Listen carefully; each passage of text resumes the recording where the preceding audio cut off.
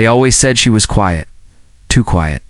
No one paid her much attention, just the girl with the long, dark hair who always sat alone at lunch, eyes buried in her sketchbook like the world outside didn't exist.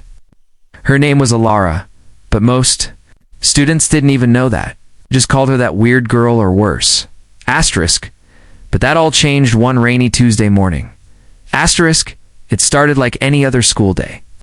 The bell had just rung for second period, and the hallway buzzed with the usual chaos of slamming lockers, shouted jokes, and the occasional hiss of gum wrappers being shoved into pockets. Alara moved through it all like a ghost, trying to be invisible.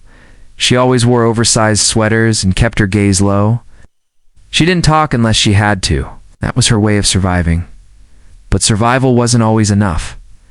Behind her, 3 boys strutted down the corridor like they owned it. The ringleader, Mason, had a smirk that said he enjoyed power too much. He was the kind of person who could make your life miserable with a single look, and often did.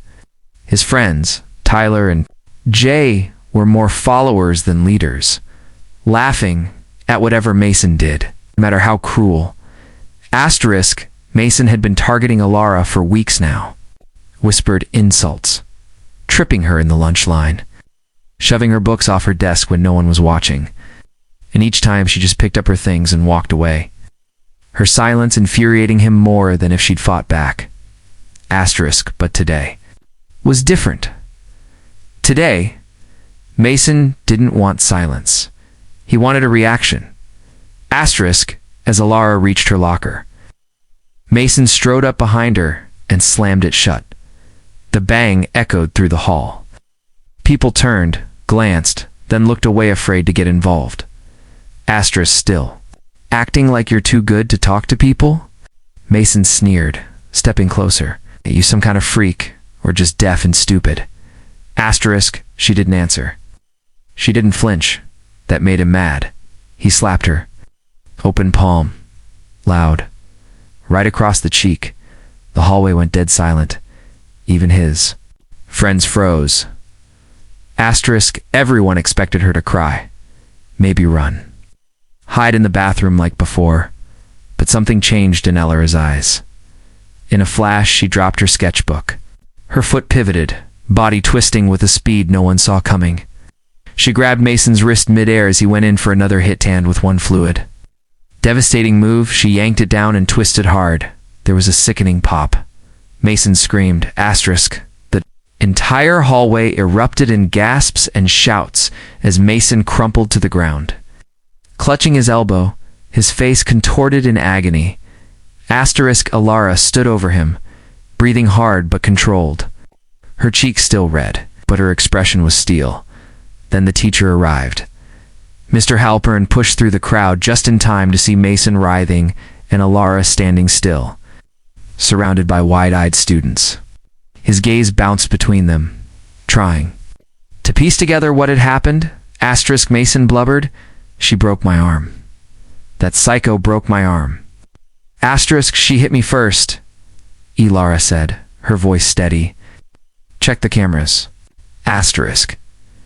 And for once, people were listening. The fallout was messy.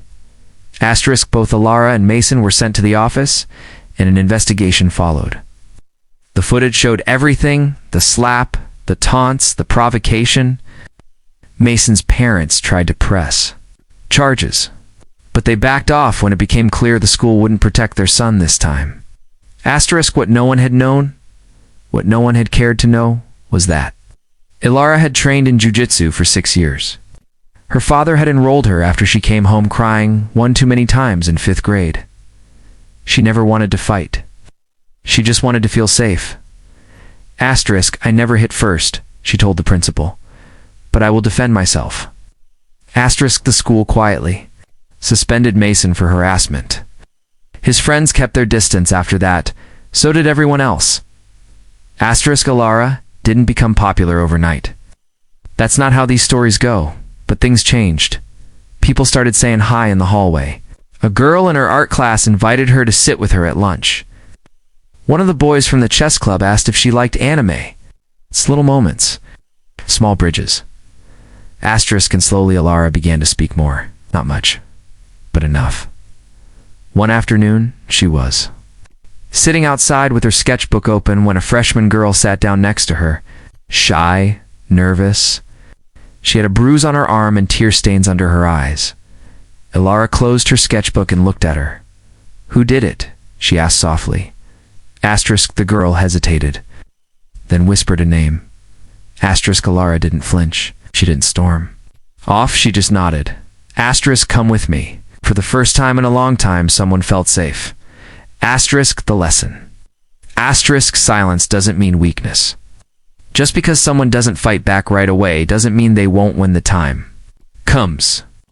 Everyone has a breaking point and a choice in how they respond to it. Asterisk, but more importantly, strength isn't just about fighting. Asterisk, it's about knowing when to stand. It's how to protect others and choosing to break cycles instead of people. Asterisk, Ilara wasn't a hero because she broke his elbow. She was a hero because she didn't let the world break her.